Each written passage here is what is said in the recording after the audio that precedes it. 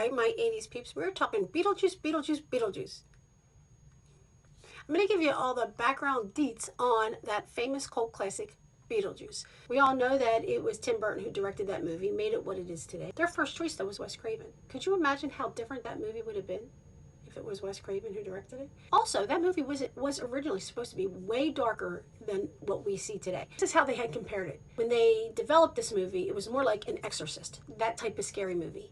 It wound up being more like a Pee Wee Herman dark comedy. The ending was supposed to be darker, where Lydia, the daughter, played by Winona Ryder, was supposed to die in the end in a fire. So let's talk about casting. Originally, Tim Burton wanted Sammy Davis Jr. to play Beetlejuice. They also had thrown around a lot of names before Michael Keaton. I'm going to read them because there's so many of them. Sam Kinison, Dustin Hoffman, Robert De Niro, Robin Williams, Christopher Lloyd, Jim Carrey, Tim Curry, Jack Nicholson, Bill Murray, and John Cleese. These are some powerhouse names.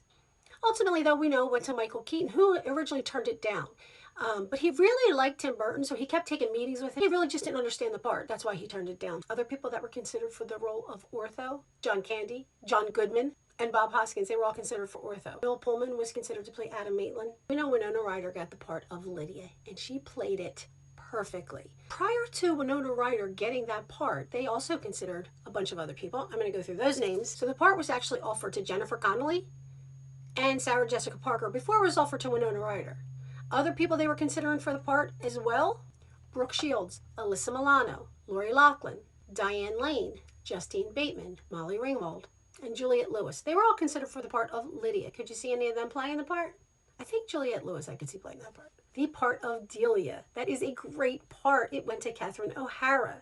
Prior to her getting that part, do you know who got the part? Angelica Houston had the part. She became ill and couldn't do it, so it went to Catherine O'Hara. Speaking of Catherine O'Hara, she met her future husband on the set of Beetlejuice. He was the production designer, Bo Welch. So they met on the set and later got married. I thought that was a cute little tidbit. Let's talk about Barbara, played by Gina Davis. She wasn't their first choice. I know, hard to believe. Kirstie Alley was their first choice. That's who was going to get the part. However, she was committed to Cheers and they weren't going to let her out of contract, so she couldn't take the part. And other names that were getting thrown around for Barbara before Gina Davis are Sigourney Weaver, Goldie Hawn, Laura Dern, Alec Baldwin. It's rumored, I don't know how much of this is exactly true, but it's said that this is not one of his favorite roles. But when he took the part, he said he was sure that this was going to ruin his career. He had really not a lot of confidence in the part. Michael Keaton ad-libbed most of his lines. He also helped bring Beetlejuice to life.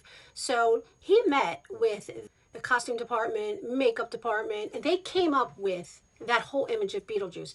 So he was actually worried when he got in full gear, makeup and everything else, the hair, which he wanted it to look like he got his finger stuck in a socket, the mold, all that stuff, the outfit.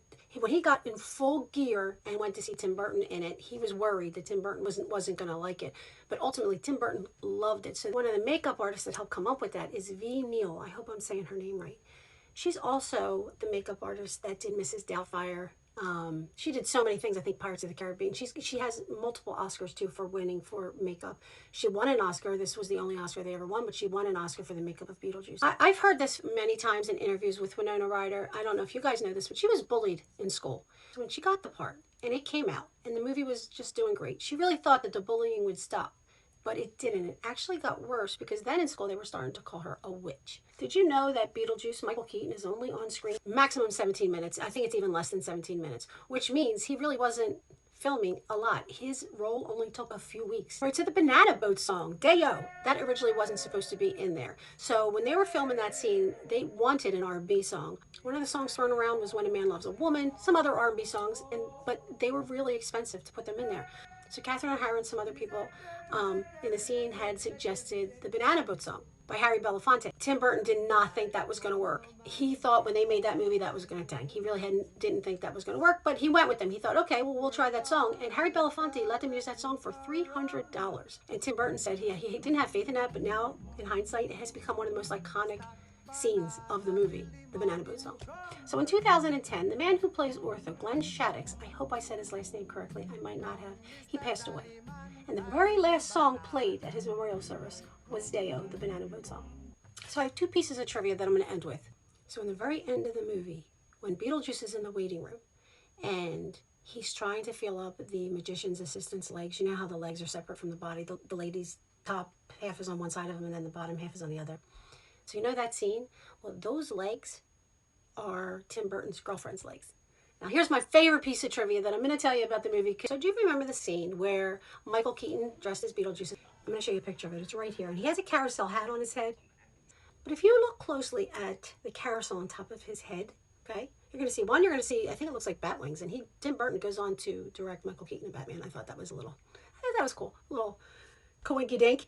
But the very top of that carousel, there's a skull head on there. Do you see that skull head? Yeah. Does it look familiar? Does it look like Jack Skellington from A Nightmare Before Christmas? Because Tim Burton had been drawing that skull since 1982.